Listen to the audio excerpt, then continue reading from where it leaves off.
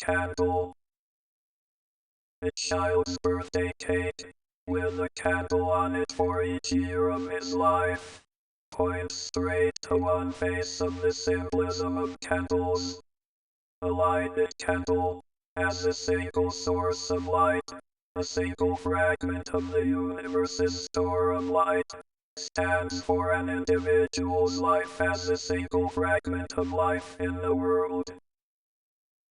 Among Jewish communities in medieval Europe, a way of seeing into the future was to put a lighted candle in a place shielded from drafts during the 10 days before Yom Kippur, the Day of Atonement, the period which was by tradition the time when each man's fate for the coming year was settled in heaven.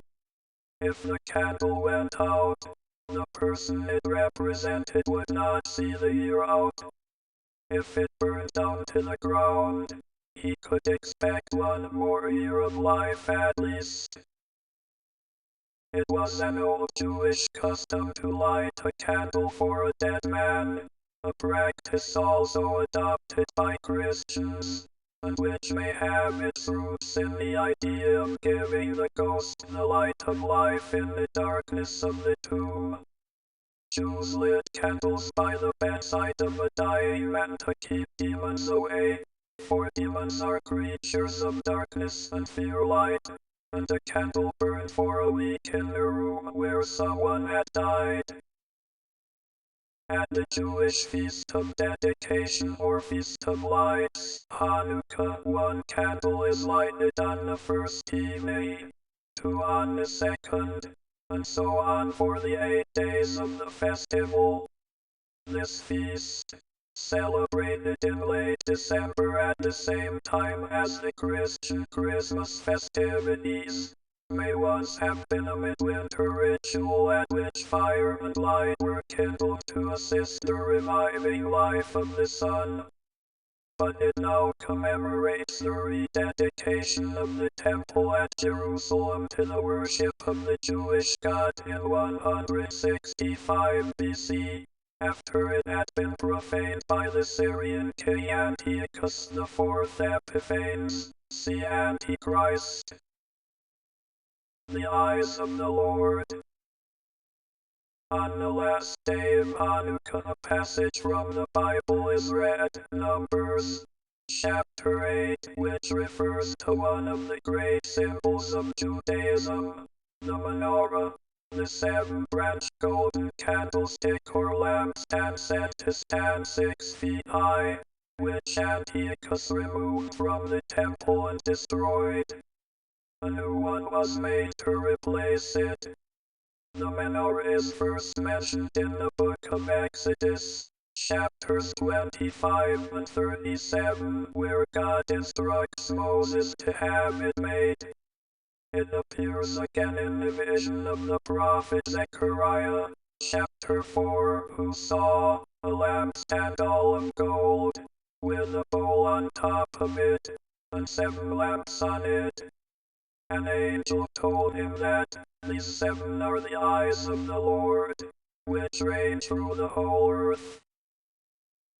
The eyes have been interpreted as the 7 planets, watching the earth from the sky, with the implication that the Jewish God claimed the powers of the planetary gods of Mesopotamia.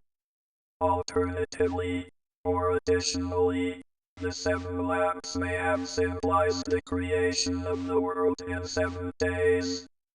The last menorah, which stood in the temple at the time of Christ, was carried off to Rome by the Emperor Titus, who destroyed the temple in 70 AD. It is shown on his triumphant arch at Rome. The 4th century African Christian writer Lactantius kindled lights to God as if he was in darkness, and suggested that if they contemplated the sun in the heaven they would see that God had no need of their candles.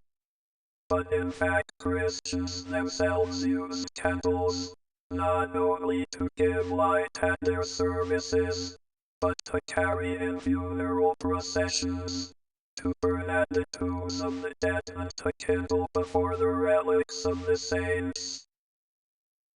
The tendency to connect candles with the dead and with their ghosts also occurs in the West. A guttering candle warns that the life of someone in the house is flickering to its close, and if a candle burns blue, a ghost is near. American belief says that a candle left to burn in an empty room will cause a relative's death. Another omen of death is a corpse candle or fetch candle, the mysterious light which hovers in the air and moves away from you if you follow it. See will-o'-the-wisp.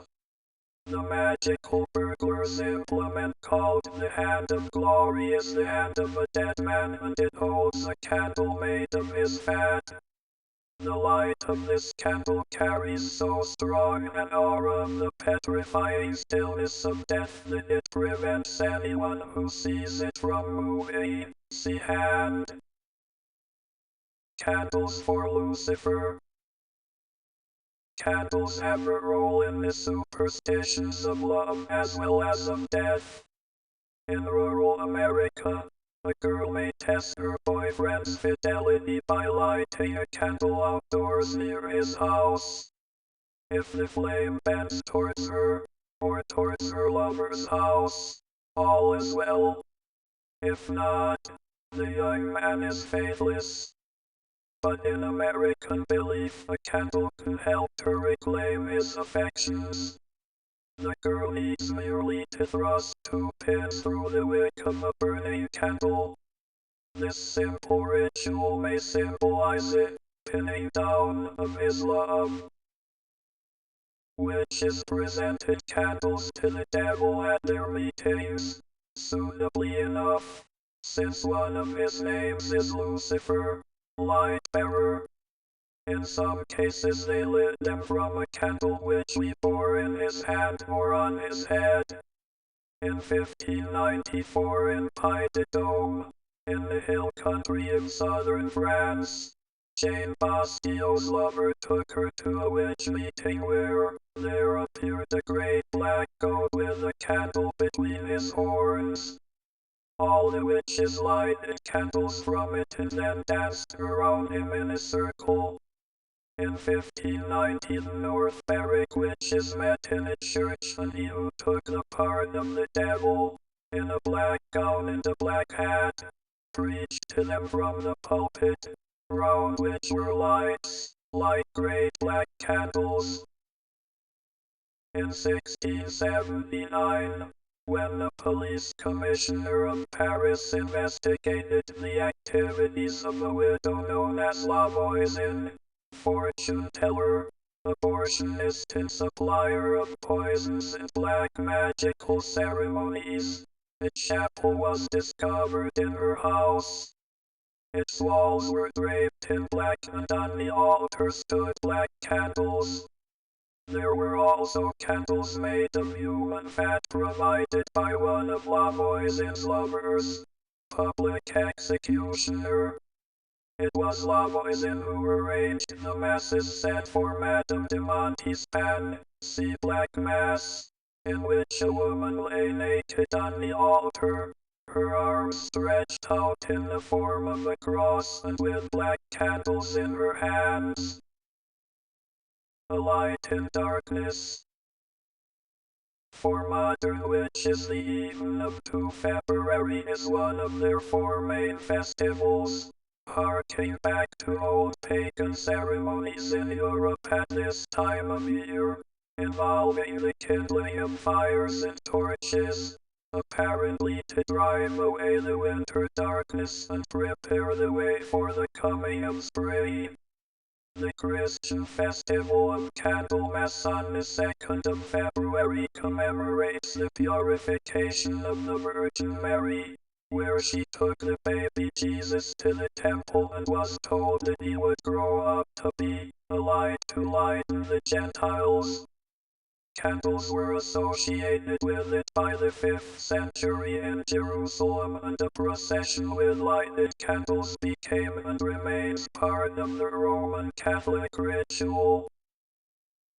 In the Highlands of Scotland on the eve of the 1st of February, the day of St. Bride of St. Bridget, who was originally a pagan goddess, see Bridget, a bed was placed near the door and one of the household went out, came back in again and said, Bridget, Bridget, come in, thy bed is ready.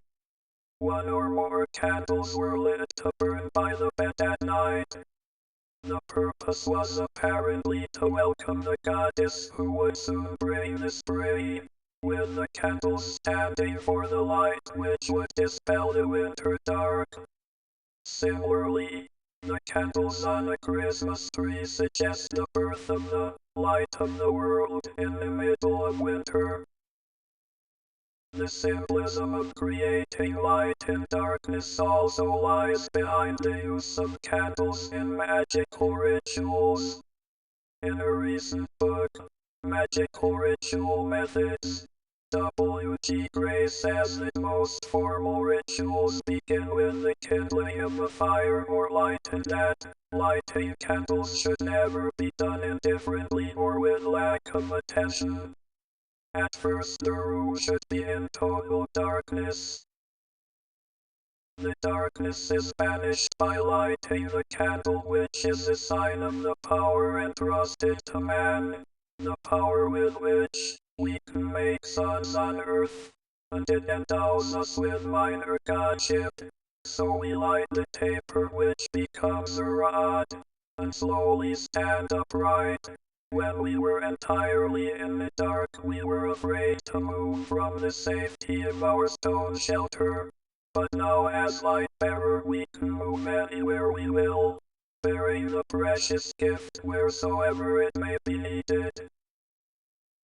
In which connection it may be worth recalling that the sin for which the original light-bearer was hurled from heaven, we are told, was pride.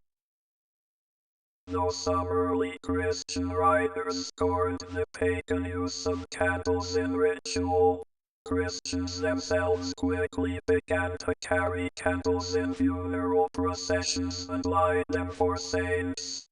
Interior of a Roman Catholic church at Chichicastenango in Guatemala. Candles are often connected with the dead, and the candle flame with the ghosts of the dead, shimmering in darkness. Sicilian fishermen burn ornate candles to their patron saints to obtain his blessing and protection.